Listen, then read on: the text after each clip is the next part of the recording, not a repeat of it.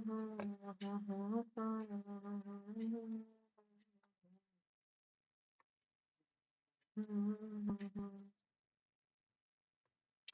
Hello everyone, कैसे हैं आप सब लोग। आई होप आप सब ठीक होंगे, बढ़िया होंगे, मस्त कर रहे होंगे।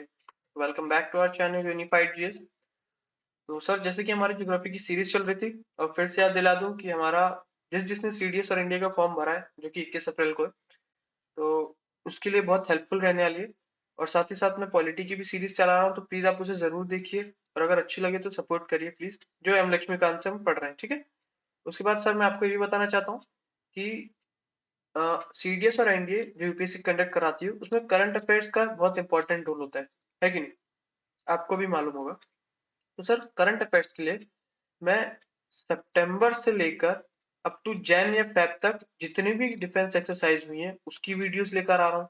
जितनी भी कमिटीज हुई हैं, जितने भी अपॉइंटमेंट्स हुए हैं, जितने भी स्कीम्स हैं, ठीक, जितने भी पोर्टल्स हैं, जितने भी ऑथर्स हैं, और जो भी अवार्ड्स हैं, जो भी सब है करंट अफेयर से रिलेटेड, वो सब की मैं हर एक की सेपरेट वीडियो लाऊंगा, ठीक, अभी कुछ दिन बाद से ही, मार्च में, अपकमिंग मार्च में। Okay sir. तो अगर आपको पसंद आए तो प्लीज जरूर सपोर्ट करिएगा। ओके। तो शुरू करते हैं सर आज की क्लास हमारी, जो कि क्या है, नए चैप्टर के साथ है, फंडामेंटल ऑफ फिजिकल ज्योग्राफी का, composition and structure of atmosphere, ठीक। तो अगर इसमें से भी आपके डायरेक्ट सवाल उठ के आ जाते हैं, अगर बात करें, ठीक। तो शुरू करते हैं। देखिए क्या बोल रहा है। देखो, इसमें एटमॉस्फेयर में ना पढ़ा है, हम हमें पढ़ना क्या है। देखो, जैसे कि हमने सर अभी देखा था, अर्थ पढ़ के आए हम, लैंडफॉर्म्स, लिथोस्फीयर, एक तरीके से लिथोस्फीयर पढ़ के आए, जिसमें हमने पढ़ा था कि सर क्रस्ट होता है, फिर मेंटल होता है, ठीक, फिर कोर होता है। तो ये सब क्या थे सर, ये सब लेयर्स थी। तो वैसे ही एटमॉस्फेयर में भी हम कुछ लेयर्स पढ़ेंगे कि सर एटमॉस्फेयर की भी कुछ लेयर होती है। एटमॉस्फेयर में क्या क्या चीजें रहती हैं उसके बारे में पढ़ेंगे, ठीक। वही होगी बात कंपोजिशन और स्ट्रक्चर की। ओके। तब सर बात करें एटमॉस्फेयर की, सर एटमॉस्फेयर में जो है वो बहुत जरूरी है, ठीक, जिंदा रहने के लिए। तो एटमॉस्फेयर है क्या। Atmosphere is a mixture of different gases and it envelopes the earth all around. जाहिर सी बात है सर, एटमॉस्फेयर जो है उसमें बहुत सारी अलग अलग गैसेस होती हैं जो कि हमें जीने के लिए रहती हैं। जैसे कि जिसमें जो लाइफ गिविंग गैसेस होती हैं, जैसे कि oxygen for humans and animals, और कार्बन डाइऑक्साइड फॉर प्लांट। आपको पता हो, प्लांट्स कार्बन डाइऑक्साइड इनहेल करते हैं और ऑक्सीजन बनाते हैं, एक्सहेल करते हैं, ठीक, इसलिए कार्बन डाइऑक्साइड। तो ये सब सर एटमोस्फेयर में पाई जाती है। अब अर्थ के अराउंड जो है ये एटमोस्फेयर की लेयर है, तभी हम इस प्लेनेट पर हैं, वरना इस प्लेनेट पे नहीं होते, ठीक। अब जैसे बाकी प्लैनेट्स पे देखोगे तो सब पे ऐसा एटमोस्फेयर आपको नहीं मिलेगा, सबका एटमोस्फेयर अलग है, मतलब वहां पे लाइफ पॉसिबल नहीं है, ठीक, वरना अब तक हम उधर जा चुके होते। ओके, आ जाते हैं वापस। तो फिर ये क्या बोलता है, the air is an integral part of the earth mass and 99% of the total mass of the atmosphere is confined to the height of 32 kilometer from the earth's surface. The air is colorless, odorless and can be felt only when it blows away. क्या बोल दिया sir, छोटी सी चीज बोलिए कि sir आपका जो earth surface है, यहां से लेकर 32 किलोमीटर, कब तक, कहां तक, अप टू 32 किलोमीटर तक, जो भी रेंज है 32 किलोमीटर के बाद एटमॉस्फेयर की कम से कम 99% चीजें 32 किलोमीटर तक आपको मिलेगी, ठीक। अब वो बात आ गई ऑक्सीजन की, कार्बन डाइऑक्साइड की, नाइट्रोजन की, जो भी डिफरेंट डिफरेंट है, उसमें जो भी होगा हम आगे पढ़ेंगे, ठीक। तो 32 किलोमीटर के बाद आपको 99% एटमोस्फेयर के जो भी चीज है वो यहाँ पे मिल जाती है। और फिर वो ये बोलता है कि सर आपका जो एटमोस्फेयर है वो कलरलेस है, दिखाई मतलब कोई किसी पर्टिकुलर कलर का नहीं है, ठीक। एटमोस्फेयर की कोई पर्टिकुलर स्मेल नहीं है, ठीक। ऑर्डरलेस नहीं, ऑर्डरलेस है मतलब। और वो तभी हम फील कर सकते हैं जब वो बहती है एज विंड, जब हवा बहती है तभी हम उसे फील कर सकते हैं। ओके। अब आ जाते हैं अपन सीधे कंपोजिशन ऑफ द एटमॉस्फेयर में, कि एटमॉस्फेयर में सर है क्या।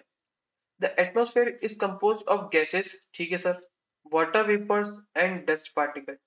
तो अभी तक तो हमने यही पढ़ा सर, एटमॉस्फेयर में तो गैसेस ही होगी, पर एटमॉस्फेयर में गैसेस तो होती हैं, साथ ही साथ आपका वाटर वेपर भी होता है और डस्ट पार्टिकल्स भी होते हैं, ठीक। आई होप आप समझ पा रहे होंगे, ठीक है, ठीक। The proportion of gases change in the higher layer of the atmosphere in such a way that oxygen will be almost in negligible quantity at the height of 120 kilometer. Similarly, carbon dioxide and water are found only up to 90 kilometer from the surface of the earth. देखो कहना क्या चाह रहा है sir, ये तो हमने समझ लिया कि भैया इसमें गैसेस है, वाटर वेपर है और डस्ट पार्टिकल है। इससे नई चीज ये बोली कि सर आपको जो अर्थ सरफेस है अप टू 120 किलोमीटर तक ऑक्सीजन जो है आपकी नेग्लिजिबल हो जाती है, मतलब खत्म हो जाती है। इन शॉर्ट वो ये कहना चाह रहा है कि आप जैसे जैसे अर्थ सरफेस से ऊपर जाते हो आपका जो ऑक्सीजन लेवल है वो घटता जाता है। ठीक, हमने देखा होगा जो ऊपर जाते हैं जैसे एस्ट्रोनॉट जाते हैं, खैर एस्ट्रोनॉट तो बहुत अलग लेयर में जाते हैं बट फिर भी एक तरीके से एग्जांपल लो, तो अपने साथ ऑक्सीजन लेके जाते हैं। ठीक, ऑक्सीजन लेके जाते हैं, वो ऐसे नहीं कि ऑक्सीजन इकट्ठा करने नहीं जाते सर, वहां पे ऑक्सीजन नहीं होती तो उसकी मदद से जीते हैं वहां पे। ठीक, बात समझ में आ गई? इतनी बात समझो कि ऊपर जैसे जैसे हाइट जैसे जैसे बढ़ती है तो आपका ऑक्सीजन लेवल जो होता है वो डिक्रीज होता है, मतलब ऑक्सीजन खत्म हो रही होती है। ठीक, और ऐसे ही साथ साथ बोल रहा है कि कार्बन डाइऑक्साइड भी है और वाटर पर अलग से पढ़ेंगे, ये भी 90 किलोमीटर बाद तक ये भी खत्म हो जाती है। ठीक, मतलब नहीं दिखाती। अब फिर क्या बोलता है सर, अब आ जाते हैं अपन सीधे डायरेक्ट गैसेस पे। किस पे? गैसेस से। तो बोलता है कि कार्बन डाइऑक्साइड, अच्छा एक और चीज, सबसे ज्यादा मात्रा में कौन सी पाई जाती है? नाइट्रोजन पाई जाती है। ठीक, अगर एटमॉस्फेयर में बात करेंगे सबसे ज्यादा गैसेस, अमंग गैसेस में सबसे ज्यादा गैसेस कौन सी है? नाइट्रोजन। क्या बोलता है कि carbon dioxide is meteorologically a very important gas as it is transparent to the incoming solar radiation but opaque to the outgoing terrestrial radiation. It absorbs a part of terrestrial radiation and reflects back some part of it towards the Earth's surface. It is largely responsible for the greenhouse effect. भैया एक तो इसने बात बोली कि sir important gas भी है, दूसरी यही बात बोल रहा है कि ये ग्रीन हाउस इफेक्ट को रिस्पॉन्सिबल है। मतलब ये एक तो इसकी अच्छाई भी कर रहा है, एक तो इसकी बुराई भी कर रहा है। कहना क्या चाहता है देखो समझो, उसने ये बोला सर आपकी जो कार्बन डाइऑक्साइड है ना, देखो समझो बात को, सर ये आपका सरफेस, ठीक, अर्थ सरफेस, अब यहाँ पे आपकी एटमोस्फेयर, एटमोस्फेयर, ठीक, तो एटमोस्फेयर में सर ये कार्बन डाइऑक्साइड की लेयर मानो आप, क्या है आपकी लेयर, ये पूरी की पूरी कार्बन डाइऑक्साइड की लेयर एक तरीके से। ठीक, अब देखो इंपॉर्टेंट कैसे मेट्रोलॉजिकल से ये समझो, देखो कार्बन डाइऑक्साइड की लेयर जो क्या करती है, ये जो आपका सन है, ठीक, तुम रहो न रहो, चांद तारे तो, सूरज तारे तो हमेशा, सूरज चांद तो हमेशा रहेंगे। ठीक है सर, देखो अब CO2 की लेयर क्या करती है कि जो आपकी सनरेज आ रही होती है, CO2 उस सनरेज को आने देती है, आओ भाई आओ, यू आर वेलकम। ठीक, बट क्या होता है कि जब यही सनरेज जो अंदर आ चुकी है, CO2 की लेयर के अंदर आ चुकी है, अर्थ सरफेस पे आके इनको वापस भी जाना होता है, ऐसे नहीं होता कि सर वो वहीं पे नहीं रह जाती, वो वापस जाती है। ठीक, जो आया वो जाएगा। ठीक है, तो CO2 जब आपकी जो सनरेज अंदर आती है फिर वो वापस जाती है, तो CO2 क्या करता है कि भैया अंदर आने के लिए तो आ जान देता है पर जाने के लिए इनको नहीं जाने देता, मतलब अंदर आने के लिए अलाउ करता है पर जाने के लिए एकदम ट्रैप कर लेता है। इसलिए इसको क्या बोलते हैं, ये जो अपकमिंग रेडिएशन है, सोलर रेडिएशन, उसके लिए अलाउ है, पर टेरेस्ट्रियल रेडिएशन मतलब जो टकरा के जाती है ना, ये सनरेज जो टकरा के जाती है हम उसको क्या बोलते हैं? Terrestrial radiation. ओके, इनको इनके लिए ये कैसा काम करता है? ओपेक काम करता है। ओपेक मतलब जो एकदम पूरा बंधा बंधा, मतलब जाने नहीं देता। ठीक, बात समझ में आ गई? इससे क्या होता है सर, जब आपकी जो गर्म चीज ना जैसे अंदर, इसमें क्या हो गई, ट्रैप हो गई, क्या गर्म रेज आपकी ट्रैप हो गई, अब इस गर्मी से क्या होगा, आपकी गर्मी से सब पानी गर्म होगा, वहां से फिर इवेपोरेशन होगा, इवेपोरेशन से कंडेंसेशन होगा, मतलब वहां से भाप बनेगा, भाप से सब बादल बनेगा, बादल से क्या होगी सर, बारिश होगी। बादल बादल बनेंगे, बादल से क्या होगी, बारिश होगी, बारिश से फिर भैया जो हमारी नीड्स है वो फुलफिल होती है। ठीक, मतलब समझ रहे हो भैया, बारिश तो बहुत जरूरी है नेचर के लिए भी एज वेल एज ह्यूमन के लिए भी। ठीक, ये तो हो गई सर हमारी अच्छी बात, बट कोई भी चीज तब तक के लिए अच्छी है जब तक कि वो लिमिट है, पर अगर ज्यादा CO2 होने लग जाएगी तब हमें क्या दिक्कत दिक्कत होगी। अब आप खुद ही इमेजिन करो कि सर ज्यादा CO2 होने लग जाएगी, मतलब ये लेयर जब ज्यादा मोटी होने लग जाएगी तो जो हीट है वो ज्यादा ट्रैप होने लग जाएगी। ज्यादा हीट ट्रैप होने से क्या होगी सर, ग्लोबल वार्मिंग होगी। ग्लोबल वार्मिंग मतलब सर टेम्परेचर जो है बहुत बढ़ेगा। ज्यादा टेम्परेचर भी सर अच्छा तो है नहीं, भैया बारिश करा तो बहुत है, पर उस अप टू लेवल होता जा रहा है। ठीक, मतलब बहुत ज्यादा गर्मी होती जा रही है, तो उससे क्या होगा सर, ग्लोबल वार्मिंग होगी, ग्रीन हाउस इफेक्ट होंगे। ठीक, और आपके ग्लेशियर जो है पिघलेंगे, ठीक, फिर बहुत सी चीजें होंगी। तो एक तरीके से CO2 अच्छा तो है, पर साथ ही साथ अगर वो ज्यादा लेवल पे हो जाए तो वो बेकार भी है। ठीक, बात समझ आ गई। इसलिए बोल रहा है कि इंपॉर्टेंट गैस भी है और साथ ही साथ रिस्पॉन्सिबल है green house effect. I hope आपको चीजें समझ में आ रही होंगी। ठीक, अब क्या बोलता है sir, the volume of other gases the volume of other gases is constant, but the volume of carbon dioxide has been rising in the past few decades, mainly because of the burning fossil fuels। ठीक, भैया वो जो बाकी gases के जैसे जो nitrogen हुए, oxygen, मतलब ये तो ठीक है, ठीक, इतना नहीं बढ़ रहा है, बट आपके कार्बन डाइऑक्साइड जो है पिछले कुछ टाइम से, पिछले कुछ डिकेड से बहुत ज्यादा बढ़ रहे हैं। और मेन कारण क्या है भैया, फॉसिल फ्यूल्स का बर्न होना इनका मेन कारण है। ठीक, this has also increase the temperature of the air, अभी भी बताया। ओजोन, आई होप आपने नाम सुना होगा ओजोन का पहले। Ozone is another important component of the atmosphere found between 10 and 50 kilometer above earth surface and act as filter and absorb the ultraviolet rays radiating from the sun and prevents them from reaching the surface of the earth। अब देखो क्या हो रहा है, CO2 की हमने एक चीज अच्छी देख ली कि भैया बारिश वारिश मतलब थोड़ा गर्म करती है, तो इसकी वजह से भाप बनते, भाप से ये बारिश, बादल बनते, बादल से बारिश होती है। बट साथ ही साथ उसका सर एक लिमिटेशन क्या हो गया कि वो ज्यादा हीट ट्रैप करने की वजह से ग्लोबल वार्मिंग, ये सब आज ग्लेशियर्स पिघलाती है, ये सभी सब चीज होती है। अब सर ज्यादा CO2 के कारण एक और चीज होती है, क्या होती है सर, देखो अभी बताता हूँ। देखो अभी इसके बारे में हम और डिटेल में पढ़ेंगे, बट उसने नाम दे दिया है, ओजोन दे दिया है, तो आप समझ लो अभी। ठीक सर, ये आपकी क्या है, अर्थ सरफेस है। यहाँ पे सर क्या है, आपका CO2 का लेयर है, CO2 की पूरी लेयर है। ठीक, समझो बात को, जैसे CO2 पूरी जनरेट हो रही है।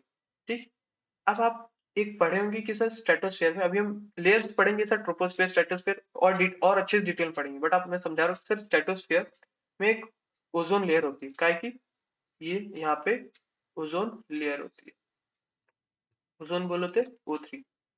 सर ये क्या है कि ओजोन का काम कैसा है, मैंने फिर बोला, कोई रहे ना रहे, सूरज तारे चांद हमेशा रहेंगे। ठीक, तो क्या करती है सर ओजोन, ओजोन जो है सूरज से, सन से जितनी भी यूवी रेज आ रही है, भैया रेज तो आती है, ठीक, पर सन जो है यूवी रेज भी छोड़ता है। यूवी रेज मतलब ultraviolet rays, UV rays, ultra ultra violet rays. UV rays जो है सर हमारे लिए, इनफैक्ट ये समझो कि हमारे प्लेनेट के लिए अच्छी नहीं है। ठीक, उससे सर कैंसर होता है, मतलब स्किन कैंसर, बहुत सी फलानी चीजें होती है। तो क्या करता है O3 जो है ना, उन यूवी रेस को रोकता है। O3 क्या करता है सर, उन यूवी रेस को रोकता है, और जो अच्छी रेस है, मतलब जो सन रेस है, उनको जाने के लिए अलाउ करता है। अब क्या होता है कि सर अगर CO2 ज्यादा बढ़ता है, तो ये CO2 इसको प्रभावित करता है। प्रभावित मतलब इन द सेंस कि इसको, जो O3 की जो मेन लेयर है, तो CO2 इसमें कहीं ना कहीं इसको दिक्कत देता है। दिक्कत मतलब जो O3 की जितनी मोटी लेयर थी, अब आप ही मानो कि O3 की इतनी मोटी लेयर है, तो वो यूवी रोज को ज्यादा रोक पाएगा, समझ रहे हो। पर CO2 धीरे धीरे इसको डिप्लीट करता है, डिप्लीट करता है मतलब कम करता है। CO2 इस पे वार करता है, कुछ केमिकल रिएक्शन होते हैं, तो O3 धीरे धीरे डिप्लीट होता है। डिप्लीट का मतलब ये होता है कि जो लेयर पहले थी, मान लो इतनी मोटी O3 की लेयर थी, तो ज्यादा CO2 के कारण अब O3 की लेयर सर इतनी हो जाएगी, सपोज के लिए इतनी हो जाएगी। अब सर लेयर कम हो गई, तो यूवी रेस को वो जितना पहले अच्छे से रोक पा रहा था, अब वो यूवी रेस को उतने अच्छे से नहीं रोक पाएगा, है कि नहीं। O3 हमारे डिप्लेशन बहुत बड़ा कारण है, और इसका मेन रीजन क्या है, CO2 का रिलीज होना। ठीक, तो हमें CO2 जितना हो सके उतना कम छोड़ना चाहिए, मतलब CO2 के CFC मानो, CO2 और CFC, क्लोरोफ्लोर कार्बन, ये सब जो है इनकी बात हो रही है। ओके सर, बात समझ में आ गई। ठीक, तो यही ओजोन वाली चीज थी। ठीक है, अब सर बात समझ आ गई सर, गैसेस वाली चीज क्या क्या क्या कहना चाह रहे हैं गैसेस में। अब आ जाते हैं सर अपने नेक्स्ट चैप्टर पे, ओ नेक्स्ट टॉपिक पे, वो क्या है आपका सर, वाटर वेपर। ठीक है, वाटर वेपर हो जाएगा, ये की बात है। अभी आज कंपोजिशन ही करेंगे। ठीक, अब सर देखो वाटर वेपर क्या बोलता है। Water vapour is also a variable gas in the atmosphere which decrease with altitude. In the warm and wet tropics, it may account for 4% of the air by volume. while in the dry and cold areas of desert and polar regions it may less than 1% of the air. Water vapor also decreases from the equator towards the pole. Sir देखो होता क्या है, water vapour मतलब आप भी समझ रहे होगे सर, ये अगर पानी है तो ये गर्म होने पे जो पानी ये था तो सर ये लिक्विड फॉर्म में, ठीक। अब यही अगर गैसियस फॉर्म में हो जाएगा, किस फॉर्म में, गैसियस फॉर्म में, तो हम इसको क्या बोल देंगे, वाटर वेपर, और कुछ नहीं है, ठीक। कोई बहुत बड़ी साइंस नहीं है, आप भी जानते हो, बचपन से सुन रहे हो। अब क्या होता है सर, वाटर वेपर भी एटमॉस्फेयर का एक पार्ट है, ठीक। बात समझ आ गई।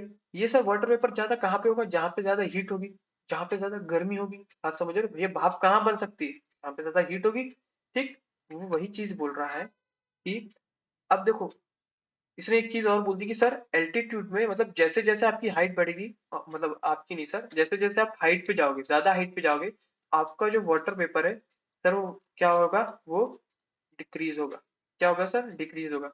इतना समझो सर कि आप जैसे जैसे हाइट पे जाओगे आपका वाटर वेपर डिक्रीज होगा, क्यों, क्योंकि सर ये लिक्विड है, बट किस फॉर्म में, ओ लिक्विड बोल रहा हूँ, वाटर है जो गैसेस फॉर्म में, तो थोड़ा डेंस है, ठीक। अब डेंस है मतलब थोड़ा भारी है, तो ज्यादा ऊपर नहीं जा पाएगा, इसलिए ये लोअर लेवल पे रहता है, अर्थ के लगभग लगभग लोअर लेवल पे रहता है। कौन सर, आपका वाटर वेपर, ठीक। इसलिए अप टू कहाँ तक आपका मतलब अप टू 4% तक आपका जो है वाटर वेपर प्रेजेंट रहता है। दूसरी चीज उसने एक मेन चीज क्या बोली sir, in dry and cold areas of desert and polar region it may be less than 1%, मतलब कि जहाँ पे वार्म होगा, जहाँ पे गर्म होगा, जाहिर सी बात है सर, जहाँ पे गर्म होगा वहीं पे ज्यादा वाटर वेपर बनेंगे, जहाँ पे ठंडा होगा वहां पे वाटर वेपर बन ही कहाँ से पाएगा, ठीक। बात समझ रहे हैं, ठीक। उसके बाद फिर क्या बोलता है, water vapour also decreases from the equator towards the pole. इस चीज को फिर बोल रहा हूँ, याद रख लेना, तो इसको मार्क कर देता हूँ, किसको सर, इस चीज को, water vapour also decreases from the equator towards the poles, ठीक। ये इंपॉर्टेंट है इसलिए मार्क कर रहा हूँ, ठीक सर। देखो क्या होगा, बस उसने इतना बोला कि सर हमें मालूम है कि ये हमारे इक्वेटर होता है, ये हमारे यहाँ पे पोल्स होते हैं, ठीक, अर्थ की बात हो रही है। अब सर हमें ये भी मालूम है कि आपका जो सन रेज है वो पूरे एक साल, मतलब उसकी मेन जो है, हमेशा सबसे ज्यादा गर्मी कहाँ पे रहती है सर, इक्वेटर पे रहती है कि नहीं सर, आपको ही मालूम है, छोटी सी चीज है, नहीं मालूम होगी तो चलो कोई बात नहीं, अपन आगे पढ़ेंगे तो आपको और अच्छे से पता पड़ेगा। अब इतना समझो कि इक्वेटर पे सबसे ज्यादा सनराइज आती है, मतलब यहाँ पे सबसे ज्यादा गर्मी रहती है, ठीक। अब उसने बस इतनी छोटी चीज बोल रही है, हमें मालूम है कि जहाँ पे सबसे ज्यादा वार्म होगा वहां पे ज्यादा वाटर वेपर होंगे, तो जैसे जैसे आप इक्वेटर से दूर जाते जाओगे, वार्म जो है मतलब उतनी गर्मी नहीं होगी, और गर्मी नहीं होगी तो वाटर वेपर नहीं होंगे, ठीक। छोटी सी बात है, वाटर वेपर सबसे ज्यादा कहाँ पे पाए जाएंगे, इक्वेटर के पास पाए जाएंगे। इक्वेटर से दूर जाते जाओगे, पोल्स पे जाते जाओगे, तो उतने वाटर वेपर्स नहीं पाए जाएंगे। एटमोस्फेयर की बात हो रही सर, ये मत समझ लेना किसी के घर में नहीं पाए जाएंगे, पोल्स के पास किसी के घर पे होगे, उसमें वहां पे जाओगे तो वाटर वेपर्स नहीं पाए जाएंगे, एटमोस्फेयर की बात हो रही है, रिमेम्बर, ओके, ठीक। छोटी सी बात थी, समझ में आ गई होगी भैया, इक्वेटर पे ज्यादा वाटर वेपर क्योंकि वहां पे हमेशा वार्म रहता है, और पोल्स पे जैसे जैसे जाओगे तो वहां पे ठंड धीरे धीरे बढ़ती रहेगी, तो वहां पे वाटर वेपर्स कम पाए जाएंगे, छोटी सी बात है, कोई दिक्कत नहीं है। इट और क्या बोलता है, it also absorbs parts of the insulation from the sun and preserve the earth radiated heat. It does act like a blanket, allowing the earth neither to become too cold nor too hot. तो इसने क्या बोला कि sir जो water papers होते हैं ना वो क्या करते हैं सर, वो आपके सन को मतलब एब्जॉर्ब करते हैं, ठीक। अब वो ब्लैंकेट, अब इसने क्या बोला, it does act like a blanket allowing the earth neither to become too cold not too hot. मतलब इतना समझो यार कि जब ज्यादा, मान लो जब ज्यादा गर्मी होने लग जाएगी तो वाटर वेपर क्या ज्यादा बनेंगे, वाटर वेपर ज्यादा बनेंगे मतलब कंडेंसेशन इवेपोरेशन ज्यादा होगा, फिर आगे ऊपर चल के बादल ज्यादा बनाएंगे, और फिर क्या करेंगे, बारिश करेंगे। जितना ज्यादा वाटर वेपर बनेगा उतना बादल बनेंगे, उतने बारिश होगी। तो ये क्या करेंगे, अर्थ को ना ज्यादा गर्म होने देंगे ना ज्यादा ठंडा होने देंगे, ठीक, मतलब नॉर्मल अपना एक तरीके से एक इक्विलिब्रियम में रहेंगे, ठीक। आई होप बात समझ में आ रही होगी। फिर क्या बोलता है, water vapours also contributes to the stability and instability in the air. देखो वही जो मैंने बात बताई बस उसको वर्ड्स में लिख दिया गया है, ठीक। लिखा कैसे, अजीबोगरीब। स्टेबिलिटी मतलब कि सर अगर आप पे ज्यादा गर्मी हुई तो वाटर वेपर ज्यादा बन के बारिश पहुंचा देगा, पर इनस्टेबिलिटी इन द एयर मतलब अगर बहुत ज्यादा गर्मी हुई तो ये तो बहुत ज्यादा बारिश करेगा। देखो बारिश इन द सन इतना डायरेक्ट है कि भाई जितना ज्यादा वाटर वेपर बनेगा उतने ज्यादा क्लाउड्स बनेंगे, उतनी ज्यादा बारिश होगी, ठीक। इसलिए नॉर्मल गर्मी रहेगी तो बारिश करा देगा, स्टेबिलिटी रहेगी। बहुत ज्यादा गर्मी रहेगी तो पूरी बहुत ज्यादा बारिश कराएगा, इसलिए वो इंस्टेबिलिटी प्रदान कर देता है, इसलिए इसको स्टेबिलिटी और इंस्टेबिलिटी में बोला गया। ठीक। तो नेक्स्ट आता है आपका डस्ट पार्टिकल, जो कि किसमें सर, अभी हम कंपोजिशन ऑफ एटमॉस्फेयर के बारे में पढ़ रहे हैं। क्या बोलता है sir, atmosphere has a sufficient capacity to keep small solid particles which may originate from different sources and include sea salts, fine soil, smoke soot, ash, pollen, dust and disintegrated particles of the meteors। इतना समझो sir कि atmosphere में सिर्फ gases और water vapours नहीं होते, जो dust particles होते हैं, जैसे जो आपकी आंख में, हम समझते हो यार सर, डस्ट पार्टिकल होते क्या है, जैसे जो आपकी आंख में पड़े जाते हैं, जो नेकेड आई से देख सकते हैं, वो डस्ट पार्टिकल्स होते हैं। अब सर डस्ट पार्टिकल जो एकदम छोटे छोटे होते हैं वो ऊपर रहेंगे, जो एकदम ज्यादा बड़े बड़े होते हैं वो सर लगभग लोग नीचे के लेवल पे रहेंगे, पर रहेंगे तो सर वो भी एटमोसफेयर का पार्ट। बात समझ में आ रही है? ठीक वही चीज बोल रहा है। क्या बोलता है, dust particles are generally concentrated in the lower layer of the atmosphere. कि भैया ये आपका एटमॉस्फेयर है तो एटमॉस्फेयर के लोअर लेवल में प्रेजेंट रहेगा कौन, डस्ट पार्टिकल। सर नॉर्मल है कि डस्ट पार्टिकल थोड़ा डेंस होता है, इसलिए लोअर लेवल में रहेगा, ऊपर जा ही नहीं पाएगा वो। लाइटर तो रहता नहीं है, डेंस रहता है, भारी रहता है, इसलिए वो नीचे लेवल में रहेगा। ठीक। Yet convectional air current may transport them to great height. अच्छा, कन्वेक्शनल एयर करंट क्या होती है सर, वही जब गर्म भाप जो गर्म गर्मी की वजह से जो एयर करंट पैदा होती है ना, गर्म विंड समझ लो, उसकी वजह से जो आपका डस्ट पार्टिकल है वो हल्का हल्का ऊपर आएंगी, बस वही बोलना चाह रहा हूँ और कुछ नहीं। The higher concentration of dust particle is found in sub tropical and temperate region due to dry winds in the comparison to equatorial and polar regions. अब सर देखो, बस छोटी सी बात बोल रहा है सर कि यहाँ पे बता देते हैं। देखो उसने बोला कि सर ये आपका अर्थ है। देखो ट्रॉपिकल सब tropical temperate region polar region क्या होता है सर, अभी छोटा समझ लो। देखो इक्वेटर के आसपास जो है ना, यहाँ से लेकर यहाँ तक, हम इसको क्या बोलते हैं सर, सब ट्रॉपिकल रीजन। पहले इक्वेटर को हम ट्रॉपिकल बोलते हैं, और tropic of cancer, tropic of capricorn, इन सबको मिला के हम बोलते हैं सब ट्रॉपिकल रीजन। ठीक। यहाँ पे उसके बाद हल्का से ऊपर आते हैं, अरे यार थोड़ा बड़ा बनाना पड़ेगा, ये मानो। अब देखो ये इक्वेटर हो गया। ठीक। ये जो है आपका इक्वेटर, ट्रॉपिक, कैंसर और कैप्रिकॉर्न, ये सब आपके क्या हो गए सर, सब ट्रॉपिकल हो गए। ठीक। कौन, सब ट्रॉपिकल। अब हल्का से ऊपर आओगे तो सर यहाँ पे क्या आ जाएगा, टेम्परेट आ जाएगा। क्या आ जाएगा, टेम्परेट। और ये ऊपर जो होगा, जो पोलर के पास, इसको हम क्या बोलेंगे सर, पोलर रीजन। ऊपर नीचे दोनों एक ही चीज है। ठीक। इसको हम क्या बोलेंगे सर, पोलर रीजन। उसने बस इतनी चीज बोली कि सर यहाँ पे जितने ज्यादा डस्ट पार्टिकल पाए जाएंगे, इसके कंपैरिजन में ज्यादा पाए जाएंगे। जाहिर सी बात है सर, पोलर रीजन में जो है आपके जो है वो ड्राई विंड्स नहीं चलती, मतलब क्या है सर, ठंडी होती है जगह। कैसी होती है सर, पोलर रीजन में ठंडी होती है, तो यहाँ पे जो डस्ट पार्टिकल है ठंड की वजह से बैठ जाएंगे नीचे, एकदम बैठ जाएंगे, एकदम आइस के फॉर्म में रहेंगे। ठीक। आइस के फॉर्म में मतलब वो लिक्विड के फॉर्म में रहेंगे, ऐसे गैसेस के फॉर्म में नहीं।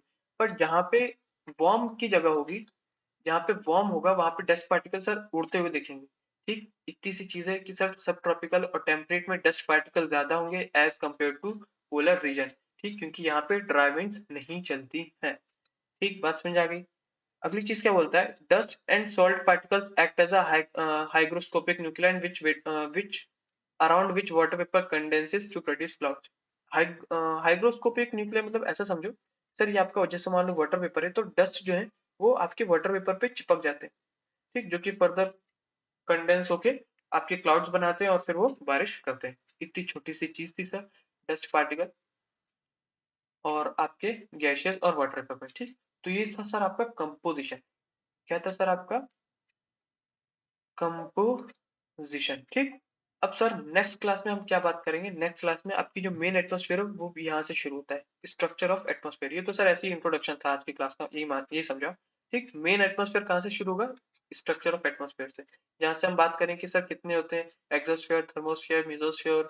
ठीक, स्ट्रेटोपोज क्या होता है, ट्रोपोपोज क्या होता है, ट्रोपोस्फेयर क्या होता है, हम इसके इन सब के बारे में एकदम डिटेल से बात करेंगे और अच्छे से याद करेंगे। ठीक। आपकी O3 कौन सी लेयर में होती है, आपके एरोप्लेन कहाँ होते हैं, आपकी बारिश कहाँ होती है, लाइटनिंग कहाँ होती है, इन सब के बारे में हम अच्छे से पढ़ेंगे नेक्स्ट क्लास में। तब सर नेक्स्ट क्लास में। ठीक। आई होप आज जो मैंने पढ़ाया होगा आपको समझ में आ गया होगा। ठीक।